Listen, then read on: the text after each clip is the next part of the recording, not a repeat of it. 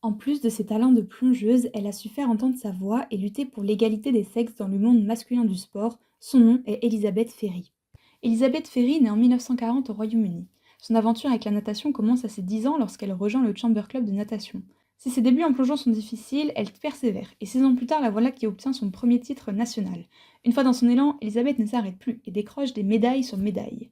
En 1958, elle remporte le bronze aux Jeux de l'Empire britannique en tremplin 3 mètres et lors des Jeux olympiques de 1960, elle remporte la troisième place, toujours en tremplin 3 mètres. C'est avec en poche une médaille d'argent, obtenue à l'occasion des Jeux du Commonwealth en 1962, que Elizabeth se retire de la compétition pour se concentrer sur ses études de médecine qu'elle suivait jusque-là en parallèle de sa carrière sportive. Après avoir obtenu son diplôme en 1965, elle travaille un temps dans des hôpitaux. C'est l'année 1976 qui marque une nouvelle étape dans la vie de Elizabeth. Cette année-là, elle devient déléguée au Comité international olympique. C'est donc dans un environnement majoritairement masculin, seulement 21% des athlètes olympiques étant des femmes, que sa longue lutte pour les droits et l'égalité des femmes dans le sport commence. À travers des commissions et des conférences, elle œuvre pour l'élargissement des opportunités sportives pour les femmes et joue notamment un rôle important dans l'affaire des tests de féminité organisée par le CIO. Son rôle dans le domaine sportif n'est pas négligeable et elle fonde notamment l'Association mondiale des Olympiens et est reconnue pour sa capacité à former des athlètes olympiques.